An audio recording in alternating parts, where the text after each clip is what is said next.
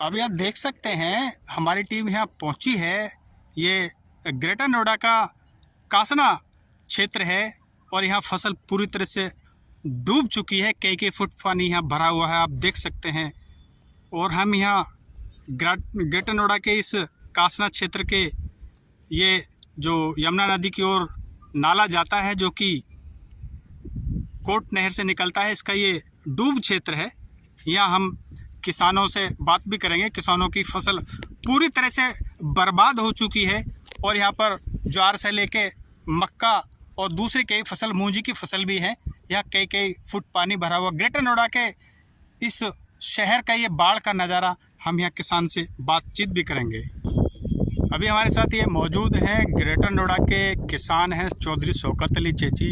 इनका भी यहाँ खेत है जो कि यहाँ पर मूंजी लगाई थी और इनकी पूरी तरह से मूंजी यहाँ बर्बाद हो चुकी है। शौकत भाई, क्या कहना है आपका? कितनी यहाँ आपकी खेत है और क्या आपकी फसल बो रही थी, मूंजी भी लगी हुई थी, क्या कहना है आपका? सबसे पहले तो आपका और आपके चैनल का धन्यवाद कि आपने बहुत ही अच्छा ये एक यहाँ तक किसानों के हक में एक आवाज़ उठाने की कोशिश की है। तो धान, सवाल मेरा नहीं है कि भाई मैंने धान कितनी लगाई है, सवाल सभी किसानों का है और देश के सभी किसानों का है कि तकरीबन इसमें अगर देखा जाए, जहाँ तक ये पानी दिखाई दे रहा है, तो ये लगभग 1500-1600 बीघे के करीब ज़मीन होगी और इसमें धान की ही फसल है, कुछ ज्वार की फसल भी है। आप देख सकते हैं, आपको कहीं ज्वार नहीं दिखाई देगी। मेरी बगल में यहाँ ज्वार है जिसकी लंबाई लगभग 10-12 फुट होती है, वो भी नहीं दिखाई दे रही। यानी कि यहाँ जहाँ हम खड़े हैं, अगर हम यहाँ से नीचे को जाएंगे तो यहाँ लगभग 15 फुट पानी है। और आप देख सकते हैं उधर मकान बना हुआ है, उस मकान पे लगभग, वो बहुत ज़्यादा ऊंचाई पे है मकान, उस पे लगभग 4 फुट पानी उसमें जा चुका है। यानी कि धान के ऊपर, चाहे नीचे से लेकर के 15 फुट से लेकर के और डाउन से डाउन 4 फुट पानी धान के ऊपर है।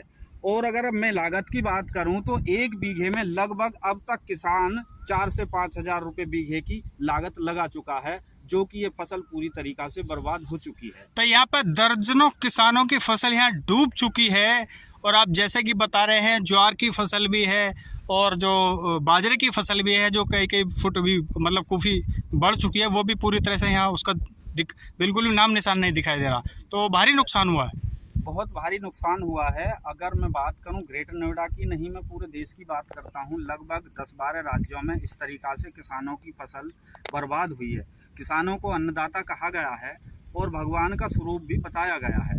सवाल अगर मैं थोड़ा सा कटाक्ष करना चाहता हूं कि हम सरकारें चुनते हैं कि भाई जो किसानों का भला करें, लेकिन सरकारें आती हैं और चली जाती हैं, लेकिन वोट मांगने से पहले ये सरकारें बड़े लंबे वादे करती हैं कि किसानों की आय दुगनी कर देंगे, किसानों को ये फ़ायदा कर देंगे, वो कर देंगे, लेकिन होता कुछ नहीं है। किसान बेचारा है और वो मुसीबत का मारा है। मेहनत मजदूरी मान के चलो उसकी, यानी कि मजदूर की मजदूरी तो मिल जाती है, लेकिन किसान की मेहनत नहीं मिलती, उसकी लागत नहीं मिलती। अब सवाल सबसे बड़ा यहाँ खड़ा होता है कि किसान क्यों ना आत्महत्या करे, किसान क्यों नहीं ये सोचे कि भाई मैं क्यों खेती करूं, मैं क्यों किसान बनूं, अपने परिवार को मैं कैसे पालूं। अन्नदाता जो कहा गया है वो भारत की रीढ़ है, यानी 70%। यहाँ आपकी फसल कितनी है, जो मतलब खेती कितनी है आप? देखिए, मैं फिर दोबारा बता देता हूँ, सवाल मेरी फसल का ही नहीं है। वैसे 80 बीघे के करीब मेरी फसल है, लेकिन सवाल है पूरे देश की किसानों का। 80 बीघे के 80 बीघे डूब चुकी है, पूरी तरीका से नष्ट हो चुकी है। उसमें कोई भी उम्मीद यानी गुंजाइश नहीं है। अभी लग रहा है कि शायद ये पानी 2-4 दिन और रुकेगा, तो इसमें उम्मीद तो कुछ है ही नहीं। और लागत मैंने बता ही चुका हूँ, 4 से 5 हज़ार रुपये बीघे के हिसाब से लागत अब तक लग चुकी है सभी किसानों। आप ग्रेटर नोएडा के मूल किसान हैं और लंबे समय से यहाँ खेती करते चले आ रहे हैं और ये डूब क्षेत्र का इलाका है, ग्रेटर नोएडा में माना जाता कासना क्षेत्र का ये। तो ये पहली बार इतने बड़े लेवल पे, इतने भीषण स्तर पे जो ये पानी आया है, पहली बार देखा गया है, हमेशा ये ऐसा होता रहता है? देखिए, बहुत ही पॉइंटेड आपका सवाल है कि मैं करूं बात सन 1992 की। सन 1992 में उस टाइम पे 7.5 लाख क्यूबिक मीटर जो पानी छोड़ा गया था, उस तरीक़ा की ये बाढ़ आई थी। लेकिन उस टाइम पे मीडिया ने और बुद्धिजीवी लोगों ने बहुत जोर का ये मुद्दा उठाया था कि भाई किसानों की चौपट फसल हो गई है जिस तरीक़ा से अब हुई है, तो उसमें जो है सरकारें जागरूक थी और वो धीरे धीरे पानी छोड़ रही थी। ऐसा यानी पिछले 30 साल में ऐसा नहीं हुआ है कि जो अब की बार हुआ। मैं कहीं ना कहीं ये कहूँगा कि लगातार जो बताया जा रहा है मीडिया के माध्यम से कि 4 बार पानी छोड़ा गया, आखिर 4 बार पानी इस लेवल पे जो छोड़ा गया है कि अगर मैं बात करूं यहीं की, तो जमुना के साथ साथ हिंडन के साथ साथ में जो ज़मीनें हैं जिनमें फसल बोई गई हैं, जिसमें मक्का है, बाजरा है, जिसमें मूंग है, धान है, वो फसल इसी तरीक़ा से नष्ट होगी। अगर सरकार इसमें थोड़ी सी सावधानी बरतती तो ये सिचुएशन नहीं आती। अब सवाल यह भी है कि इसमें आगे किसान को क्या उम्मीद करी जाए, ये सबसे बड़ा सवाल अभी आपने जैसा कहा कि ये सिचुएशन नहीं आती, तो कई बार जब ऐसा होता है कि पानी छोड़ा जाता है, लगातार बारिश होती रहती है और ये लगता है कि भाई पानी आ जाएगा, तो कई बार सरकार की ओर से भी एक अंदेशा, एक संदेश, एक अलर्ट जारी किया जाता, तो अचानक ये पानी आ गया और पता भी नहीं चला, तो किसको फेलियर मानते हैं इसका? देखिए, मैं फिर दोबारा यही कहूँगा कि पानी हर साल छूटता है, बारिशें हर साल होती हैं, ये नई बारिश नहीं हुई है। यानी कि 1992 में जब ऐसी सिचुएशन आई थी और उसमें ये मुद्दा बना था, मीडिया के माध्यम से बुद्धिजीवियों के द्वारा से मैं बता देता हूं, और अब 30 साल के बाद में ऐसा क्यों हुआ, ये विषय बहुत ही समझने का है। पानी तो हर साल छूटता है भाई, इस पानी को डाइवर्ट भी किया जा सकता था। केवल यही नहीं है कि भाई इस पानी को हम यमुना में ही छोड़ें, और दूसरी भी तो नदियाँ हैं, बहुत बड़ी नदियाँ हैं, उनमें सिचुएशन के हिसाब से उनको बांटा जा सकता था। ये कम से कम ही किसान का नुकसान तो नहीं होता। आप बहुत सारी बातें करें, जैसे दिल्ली में पानी घुस रहा है तो उसमें बहुत सारे गरीब लोग भी रह रहे हैं, जैसे झुग्गियां हैं, आप कहीं ना कहीं कवर जरूर कर रहे होंगे झुग्गियों को। जो बेचारे गरीब आदमी है, मजदूर आदमी है, रोजी रोटी कमा रहे हैं, उनके राशन पानी सब खराब हो गए हैं। किसानों की केवल एक फसल ही नहीं है, बहुत सारी जो सब्जियां हैं वो भी नष्ट हो गई। तो ये सवाल बहुत बड़ा है। मैं कहीं ना कहीं इसमें लापरवाही कहूँ या फेलियर कहूँ। इसमें ये जो पानी यहाँ घुसा है, जो पानी यहाँ आ रहा है, जो बाढ़ जैसा नज़ारा है, ये क्या मानते हैं, ये ग्रेटर नोएडा शहर का बरसात का पानी है, या जो उधर से अपना कोट से जो एक नाला आता है जो कि यमुना में जाता है, वहाँ से पानी आया है, या यमुना से ही वापस शहर की तरफ घुसा हुआ पानी है? क्या मानते हैं? बहुत इम्पोर्टेंट आपका सवाल है कि जैसे यमुना में पानी छोड़ा गया और यमुना ने बैक मारा हिंडन की तरफ, जब हिंडन की तरफ बैक मारा तो हिंडन ने पानी वापसी धकेल दिया, तो जो नाला कोट की तरफ से आ रहा और जो हिंडन की तरफ से पानी आया, दोनों ही पानी है इसमें मिक्स होकर के यहाँ इन्होंने फसलें बर्बाद की। यानी हिंडन और यमुना का वापस पानी ग्रेटर नोएडा में घुस गया, यही कारण है। अब चूँकि एक यहाँ पर सवाल ये उठता है, आप एक किसान के साथ में एक किसान संगठन से भी जुड़े हुए हैं, यानी लंबे समय से आप किसान संगठन से जुड़े हुए हैं और लगातार आवाज़ भी बुलंद करते हैं, और फिलहाल आप भारतीय किसान यूनियन बलराज के राष्ट्रीय महासचिव भी हैं।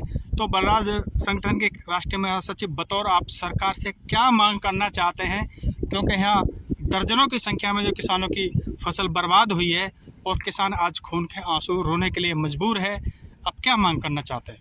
देखिए, आज सुबह ही जब मैंने पानी का नज़ारा देखा था, पानी तो कल ही आ गया था, आज सुबह सुबह मैंने माननीय राष्ट्रीय अध्यक्ष बलराज भाटी जी से बात की और मैंने कहा था कि फसल इस तरीक़ा से बर्बाद हुई है और इस आवाज़ को हमें बुलंद करना है। मैंने उनको सुझाव दिया था, उन्होंने कहा था कि बिल्कुल हम इस आवाज़ को उठाएंगे, और लगभग 250 के करीब संगठन माननीय राष्ट्रीय अध्यक्ष बलराज भाटी जी की टच में हैं। उन्होंने कहा था कि मैं उनसे भी बोलूँगा और इस आवाज़ को ज़रूर उठाएंगे।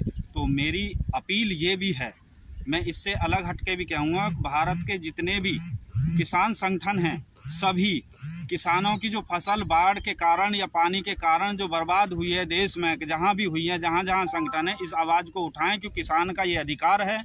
चाहे बिजनेसमैन हों, उद्योगपति हों या बहुत सारे बड़े बड़े लोग हों, वो कहीं ना कहीं लाभ ले लेते हैं, लेकिन किसान को इस चीज़ का लाभ नहीं लिया जाता और किसान को अपमानित किया जाता है। चाहे कृषि बिल की बात करें या MSP गारंटी की बात करें, या बहुत सारे और सारे किसानों के मुद्दे हैं जिनको किसान बार बार उठाता रहता है, और वो लाठियाँ डंडे खाता है, मुकदमे झेलता है, लेकिन हमें हिम्मत नहीं हारनी है। मैं फिर पुनः यही अपील करूंगा कि भारत सरकार हो या प्रदेश सरकार, किसानों के जो नुकसान हुआ है फसलों में, उसका जो है अधिकारियों के द्वारा आकलन करके उनका उचित मुआवजा दिया जाए और माननीय राष्ट्रीय अध्यक्ष बलराज भाटी जी तक ये संदेश मैंने पहुंचा दिया है। वो भी फ़िलहाल कांवर के लिए गए हैं, वो शायद आज नहीं तो कल ज़रूर आ जाएंगे और उसके बाद में इसकी हम नई रणनीति बना करके आगे की प्रक्रिया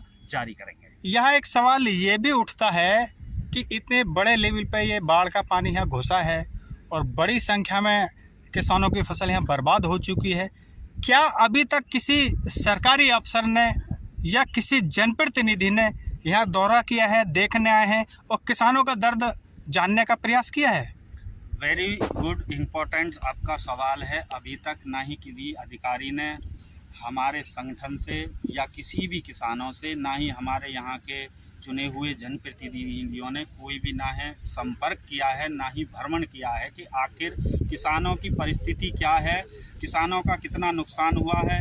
इसकी सिचुएशन को भांपने के लिए क्या करेंगे, केवल हवा में तीर चलाए जा रहे हैं और मीडिया के माध्यम से जो चुने हुए नुमाइंदे हैं हमारे, जिनको हम वोट देकर जिताते हैं, वो केवल टीवी में ही बयान अपने दे रहे हैं। धरातल पर जाकर के उन्होंने नहीं देखा है कि आखिर किसान के दर्द में कितनी कर्राहट है और किसान अपने आप को क्या महसूस कर रहा है। बहुत बड़ा ये सवाल है।